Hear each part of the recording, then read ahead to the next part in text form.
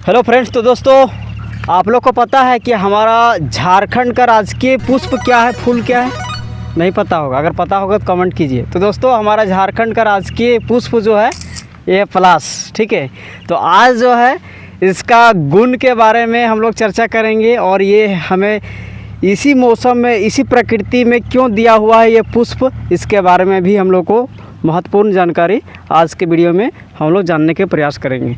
आप लोग कमेंट कीजिएगा इसके बारे में क्या जानकारी है या नहीं, तो इस पे हम लोग चर्चा करने जा रहे हैं। तो ये पुष्प आमतौर पर सिर्फ झारखंड का राजकीय पुष्प मानने के कारण सिर्फ झारखंड में ही नहीं बल्कि संपूर्ण देश में पाया जाता है और विदेशों में भी पाया जा सकता है। तो दोस्तों इसका पुष्प जो है रंगीन रेड कलर का, संतरा कलर का है, आप देख सकते हैं और आप लोग जानते होंगे। तो इसका फूल के बारे में हम लोग जानते हैं कि इसका फूल अक्सर करके होली के मौसम में, जब होली आता है जब, तो होली में इसका उबाल करके सब हम लोग होली खेलते थे। ठीक है, यहाँ तक हम लोग जानते थे। लेकिन इसके बारे में कई लोग इसको बोलते हैं इसको खाना नहीं चाहिए, लेकिन देखते हैं आप लोग के सामने हम खा के दिखा रहे हैं। इसको देखिए, बहुत ही उपयोगी चीज़ है। ठीक है, इसके बारे में हमारे बीच में सर जी है जो इसके बारे में आप लोग को बताने जा रहे हैं। तो आप लोग। जी हाँ, नमस्कार। तो दोस्तों आज मैं आप लोगों को हमारे राजकीय फूल पलाश के फूल के बारे में आप लोगों को कुछ विशेष जानकारी देने जा रहा हूँ। आप लोग ध्यान से सुनिए, इसका हम उपयोग कैसे करेंगे, आखिर ये हमें इसी मौसम में क्यों मिलता है। अक्सर देखा जाता है कि जिस तरह से हमारा 12 महीने होते हैं, तो लास्ट फागुन के महीने में ही ये हमें मिलता है। बिल्कुल, क्योंकि फागुन के बाद जो है सो गर्मी प्रारंभ हो जाती है, गर्मी का मौसम शुरू हो जाता है। तो गर्मी से रक्षण करने के लिए हमें पलाश का फूल प्रकृति हम लोगों को देती है। इसीलिए इसका उपयोग हम लोगों को कैसे करना है, कब करना है और इसका उपयोग करने से इसके फ़ायदे क्या है, इनके बारे में मैं आप लोगों को विशेष जानकारी दूंगा। सबसे पहले तो ये देखते हैं कि मौसम के आधार पर प्रकृति ने हम लोगों को सारी चीज़ें दी है। बिल्कुल, बस उसकी जानकारी हमें नहीं होने के कारण उससे हम अनभिज्ञ रहते हैं। तो पलाश का फूल जो है ये देखा जाता है कि झारखंड में पलाश के फूल को ही आखिर राजकीय फूल क्यों बताया गया। ज़रूर इसका कुछ विशेष महत्व होगा। तो इसका विशेष महत्व ये है कि पलाश का फूल जो है हम इसको सीधा भी ले सकते हैं, जैसे ये पलाश का फूल है, और इसको हम ये जो काला काला है इसको हम हटा लेते हैं, हटा लग करके काला काला इसको हटा देते हैं, और इसका जो नारंगी रंग का जो सिर्फ फूल बच जाता है उस फूल को आप सुखा लीजिए। सुखा करके इसका पाउडर बना लीजिए, और पाउडर बनाने के बाद इसको आप सुरक्षित डब्बे में भर के भी रख सकते हैं। रोज़ रात को खाना खाने के बाद गर्म दूध में 1 चम्मच पाउडर डाल करके आप इसको ले लें और सो जाएं। इससे क्या होगा कि आपके शरीर में जो पाचन तंत्र पूरी तरह से ये सुरक्षित कर देगा, पूरी तरह से मजबूत कर देगा। आप कुछ भी खाएंगे आपके पाचन तंत्र को ये एक्टिव कर देगा। जिसका भी दूध के अलावा भी पानी में भी ले सकते हैं। हाँ, जो दूध नहीं ले पाते हैं वो गर्म पानी, गुनगुना पानी होता है, उसमें भी डाल करके आप ले सकते हैं।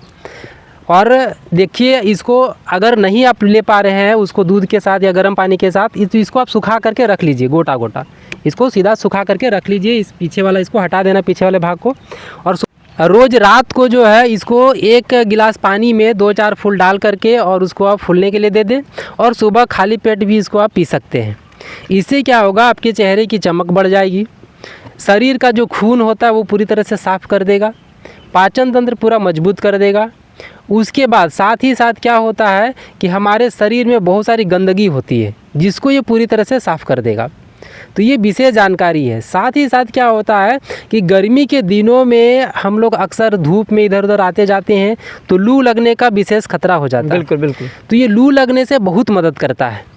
कभी अब सुबह सुबह इसका पानी पी करके, जिस तरह से मैंने बताया, सुबह सुबह इसका पानी पी लीजिए आप, दिन भर आपका शरीर पूरा ठंडा रहेगा। आप धूप में कहीं भी जाइए, किसी भी तरह का कोई लू लगने का चांस नहीं होगा। आपका शरीर पूरी तरह से ठंड रहेगा, और ठंडा से आप कुछ भी काम करेंगे आपके मन में भारी भारी नहीं लगेगा, शरीर आपका पूरा फुर्ती रहेगा।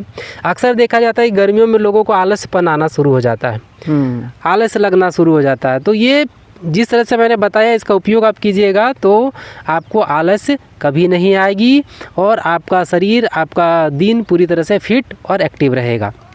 और ये पुष्प अगर हम सुखा के नहीं ले सकते हैं, इसके अलावा जो कच्चा है भी, इसका भी हम सेवन कर सकते हैं या नहीं कर सकते हैं? हाँ, कच्चा भी कर सकते हैं, लेकिन कच्चा में आप देखिए ये जो फूल है, फूल का जो पीछे वाला भाग हटाइए तो एक रस निकलता है ना? बिल्कुल। जिस तरह का रंग फूल का रंग है उसी तरह का एक रस होता है, और वो रस आप जब जीभ से चाटिएगा तो मीठा लगेगा। हाँ, मीठा लगता है। वो रस विशेष कार्य करता है ये रस। तो सुखाने के बाद वो रस इसी में सूख जाता है, और जब इसको पानी में आप फुलाइएगा तो फुलाने के बाद ये पूरी तरह से पानी में घुल जाता है, और पानी का रंग जो है वो नारंगी हो जाता है। तो जो फूल में गुण होता है वो पानी में चला जाता है। डायरेक्ट भी इसको खा सकते हैं, लेकिन क्या होता है कि आप जब तक इसका मौसम है, जब तक फूल है, तभी तक इसको हम ले सकते हैं। तो सबसे अच्छा क्या रहता है, इसको सूखा करके आप रख लें, उसका पाउडर बना करके रख लें, या फिर इसको सुखा करके ऐसे ही रख सकते हैं। धूप में सुखा सकते हैं या छाँव में सुखाने से बेहतर फ़ायदा होगा? हाँ, ये विशेष बात है कि आप अगर धूप में सुखाते हैं तो इसका रस जो है ना, कुछ वाष्प उड़ जाता है ये। बिल्कुल।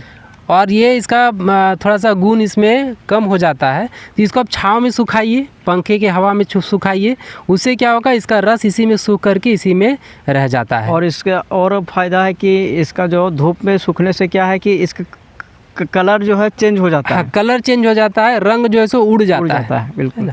इसीलिए रंग उड़े ना, इसमें जो गुण है वो बरकरार रहे, इसीलिए इसको छाँव में सुखाना ज़्यादा ज़रूरी है। इसके अलावा हम कहीं कहीं इसका जिक्र सुने हैं कि इसका पुष्प मतलब इसका फूल जो है हम रात में फुला देते हैं पानी में, और सुबह इसको छान के पीने से जो धातु रोग होता है उससे भी कुछ फ़ायदा होता है। हाँ, उसके लिए विशेष है, सिर्फ पुष्प ही नहीं, इसका और कुछ उसमें डालना पड़ता है। अच्छा। जैसे होता क्या है कि आप धागे वाला मिश्री होता है, हाँ बिल्कुल, या फिर एक भूरे रंग का मिश्री होता है। चीनी का प्रयोग नहीं करना है, चाहे तो आप शहद का प्रयोग करें, गुड़ का प्रयोग करें, या मिश्री का प्रयोग करें।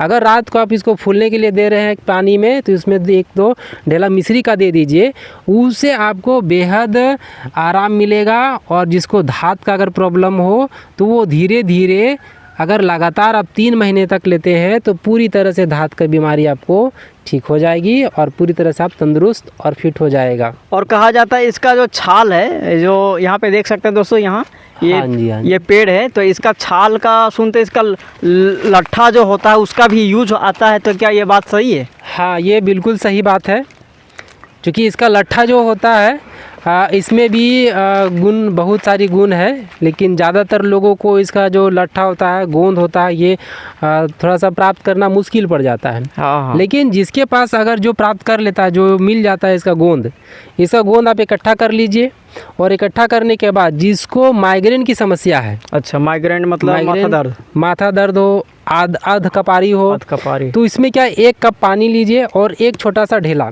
इतना सा लेना है मात्रा, और उसको पानी में डाल करके फुला दीजिए। रात भर वो फूलेगा, फूल करके वो सारा गुण उसका पानी में चला जाएगा, और उसको सुबह सुबह खाली पेट आप उसको पी लीजिए।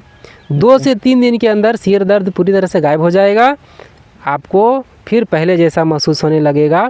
साथ ही साथ क्या होता है कि अगर गोंद भी लेते हैं, अगर विशेष जानकारी जिसका बहुत ज़्यादा धात जाता हो, तो पलाश के फूल के साथ वो गोंद भी दे दीजिए रात को फूलने के लिए पानी में, और मिश्री भी दे दीजिए, और उसका सेवन आप कीजिए सुबह सुबह। धात जहाँ जिसका बहुत ज़्यादा हो रहा हो, जो शरीर बहुत कमज़ोर हो, दुबला पतला हो जाता है धात जाने के बाद, तो उस समय ये बहुत ज़्यादा फूल करके शरीर को पूरी तरह से एक्टिव कर देता है, और पूरी तरह से बीमारी से आपको मुक्त कर देता है। और कहा जाता है पलाश का जो ये लट्ठा के बारे में जो हम जिक्र कर रहे थे, वो लट्ठा जो है शिलाजीत का भी काम करता है। शिलाजीत का, जी बिल्कुल। तो ये बात ध्यान में रखिएगा, और इतना ज़रूर जानिए समझिए, क्योंकि ये बात हल्के में मत लीजिए, क्योंकि ये प्रकृति ने, ईश्वर ने, परमात्मा ने ये दिया हुआ है, तो कहीं ना कहीं इसका लाभ और फ़ायदा ज़रूर है। लेकिन हम और आप इसका फ़ायदा, इसका गुण को नहीं जानने के कारण ये फूल जो है पड़ा रहता है रास्ते में, या फिर अगर आजू बाजू भी है तो भी इसको आप महत्व नहीं देते हैं। लेकिन जो आने वाला टाइम में जो है बहुत सारा बीमारियां जब हो जाता है, एलोपैथी मेडिसिन से भी जब क्योर नहीं होने लगता है, तब यही हमारी प्रकृति, तो प्रकृति क्या है कि ये माता है, कहीं न कहीं हर प्रकार का समस्या का समाधान दिया हुआ है, लेकिन हम और आप नहीं जान रहे हैं, ठीक है। और इसका एक फ़ायदा हम किए हैं, इसलिए हम अपने तरफ से अनुभव बताना चाहेंगे। जब वो गर्मियों का मौसम होता है तो जैसे भाई ने बताया कि इसको जो है इसका फूल को सुखा लीजिए और उसको पाउडर बना लीजिए, तो वही हमने किया। इसका पाउडर बना कर रखा था, है ना, 1.5 साल पहले की बात है। उसके बाद इसको क्या किया, मिश्री तो नहीं यूज किया, लेकिन मिश्री से ज़्यादा फ़ायदा होता है। तो आपको ठंडा पानी में उसका पाउडर को डाल दिए, ठीक है, और साथ में ज़ीरा भी था, जीरा पाउडर उसमें डाल दिए और ये वाला डाल दिए। तो और उसको 1 गिलास शरबत बना के पीजिए मिश्री के साथ या गुड़ के साथ, तो बहुत ज़्यादा शीतलहरी से वो फ़ायदा देता है, आलू से बचाता है, वही फ़ायदा। तो काफ़ी फ़ायदा है दोस्तों। तो आज के लिए बस इतना ही। तो इसको आप लोगों को शेयर कर दीजिएगा, फेसबुक में देख रहे हैं तो शेयर कर दीजिएगा ताकि और लोगों को मदद मिल जाए। और यदि आप झारखंड से देख रहे हैं तो जोहार झारखंड भी लिखिएगा, और उन दोस्तों को, उन माताओं को, भाइयों को इसको शेयर कीजिए। इस वीडियो के माध्यम से थोड़ा बहुत जानकारी मिल जाए। और स्पेशल जानकारी चाहिए तो इसका हम प्रैक्टिकल करेंगे, तभी इसका हम दिखाएँगे कि इसका कहाँ कहाँ यूज करना होता है। जी हाँ, ये प्रकृति के द्वारा हमें मुफ्त मिलता है। बस इसका उपयोग न जानने के कारण हम लोग क्या करते हैं, इसको हल्के में ले लेते हैं और छोड़ देते हैं, ऐसे ही फेंक देते हैं। लेकिन इसका बहुत भारी महत्व है। इसीलिए नहीं कि झारखंड में इसको राजकीय फूल का महत्व दिया है, जरूर फूल में कुछ न कुछ विशेष महत्व है। जी, ये बात बिल्कुल सही है कि झारखंड का राजकीय पुष्प कमल भी हो सकता था, गेंदा भी हो सकता था, है ना, और बहुत सारा पेड़ पौधा में अति सुंदर पुष्प है, लेकिन उसको ना रख कर इसको क्यों रखा गया है? कहीं ना कहीं इसका जिक्र, इसके महत्व के बारे में हम लोग को और आपको नॉलेज नहीं है। लेकिन कहीं ना कहीं इसके बारे में जब हम लोग रिसर्च करते हैं तब इसमें पाते हैं कि बहुत सारी बीमारियों का जड़ से क्योर करता है, फ़ायदा दिलाता है, ठीक है। कहीं भी इसका आप सजावट के रूप में पलाश के फूल को नहीं देखिएगा। जी, तो और फूल है तो सजावट में इसको लगाया जाता है, बिल्कुल। लेकिन इसके महत्व को मेरे ख्याल से आदिवासी लोग ज़्यादा जानते हैं। बिल्कुल बिल्कुल, क्योंकि वे लोग प्रकृति से जुड़े हुए हैं और वे लोग इन फूलों का बहुत अच्छे से उपयोग भी करते हैं। इसलिए इन फूलों का उपयोग आप जानिए। और धीरे धीरे क्या होता है कि मुफ्त में मिलने वाली चीज़ें, जैसे कि मैंने आप लोगों को पहले बताया कि मुफ्त में हम लोगों को प्रकृति ने बहुत कुछ दिया है, बस उसका उपयोग नहीं करने के कारण हम लोग बहुत ज़्यादा पैसा कमाने की कोशिश करते हैं। और जैसे और लोग बताते हैं, तरह तरह की औषधि खरीदते हैं, महंगे महंगे औषधि लेते हैं, चूर्ण लेते हैं और उसका उपयोग हम लोग करते हैं, लेकिन फ़ायदा उसमें बहुत कम मिलता है, लेकिन इसे फ़ायदा बहुत अधिक है। ये डायरेक्ट प्रकृति से मिलता है हम लोगों को। इसलिए और विशेष जानकारी आगे हम लोग आप लोगों को देते रहेंगे। हमारे चैनल से जुड़े रहिए और जितना हो सके इसको शेयर कीजिए, लोगों को बताइए, ताकि हमारी जानकारी पूरे झारखंड में, पूरे देश में, पूरे विश्व में फैले। जी हाँ दोस्तों, तो इस प्रकार का आयुर्वेद से रिलेटेड हम आप सभी को रूबरू करवाता रहूँगा। इसका फ़ायदा क्या है, हम प्रकृति से जोड़ने का काम करते हैं। आयुर्वेद से रिलेटेड आपको जो भी जानकारियाँ हम लोग रिसर्च करते हैं वो आप सबों के बीच में हम लोग परोसने के काम करते हैं। तो बस इंसान को इशारा काफ़ी, फिर मिलते हैं नए वीडियो में नए सोच और नए रिसर्च के साथ। तब तक के लिए अपना ख्याल रहें। जय आयुर्वेद, जय हिंद, जय भारत, वंदे मातरम। धन्यवाद।